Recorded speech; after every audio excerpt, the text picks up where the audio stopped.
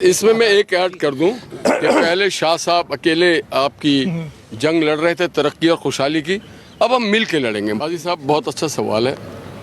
ہر دور کے گورنر جو ہیں وہ آئینی گورنر ہوا کرتے ہیں، مگر انہیں سمجھنا چاہیے کہ میں آئینی ہوں۔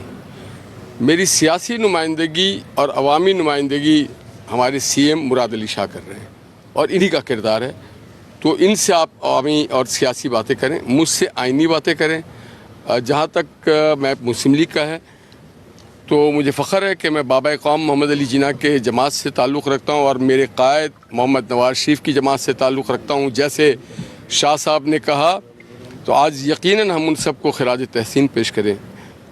جناب ذوالفقار علی بھٹو صاحب، ڈاکٹر قدیر صاحب، محمد نواز شریف صاحب، جنہوں نے کسی چیز کی پرواہ نہیں کی، اربوں ڈالر کو ٹھکرایا اور اپنے ملک کو ناقابل تشخیر بنایا، تو ہم ان کی جماعت سے تعلق رکھتے ہیں۔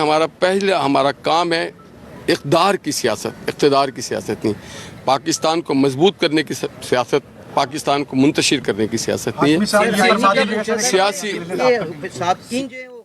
میرے علم میں تو کوئی ایسا معاملہ نہیں۔ ایک بات جو ابھی سی ایم صاحب نے کہا، ہاں میرا کردار تعمیری ہوگا اور میں اس صوبے کا گورنر ہوں، تو میں اپنے صوبوں کو ترقی دلانے میں اپنا سارا کردار ادا کروں گا۔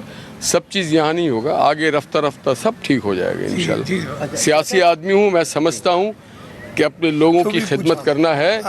ہمارے سیاسی منشور الگ ضرور ہو سکتے ہیں، مگر ہمارا جو صوبائی منشور ہے وہ یہ ہے سندھ کی ترقی، اور یہی بات مجھے وزیر اعظم پاکستان محمد شہباز شریف صاحب نے یہ ہدایت دی ہے کہ آپ اپنے صوبے کی ترقی اور خوشحالی کے لیے کوئی کسر نہ چھوڑیں۔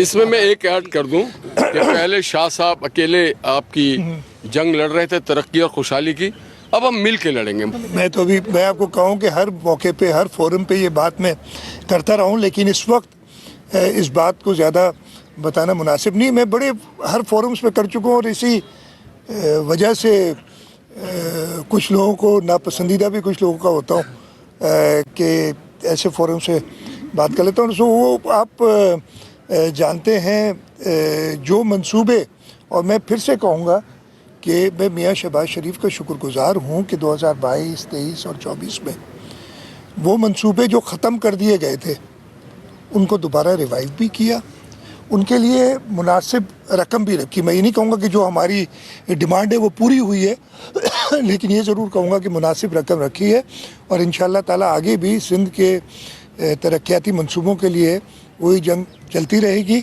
اس وقت جو ماحول ہے اس میں کوئی ایسی ایڈیشنل ڈیمانڈ کرنا، وہ بجٹ کا ٹائم آئے گا اور ہم صورتحال دیکھتے ہوئے ضرور اپنے صوبے کے لیے آئیں گے۔ اس میں ایک ایڈ کر دوں کہ پہلے شاہ صاحب اکیلے آپ کی جنگ لڑ رہے تھے ترقی اور خوشحالی کی، اب ہم مل کے لڑیں گے۔ Pakistan Muslim League Nawaz under the leadership of Nawaz Sharif and prime minister Shehbaz Sharif, ہم دونوں مل کے آپ کے حق اور آپ کی جد و جہد کی بات کریں گے۔ شاہ صاحب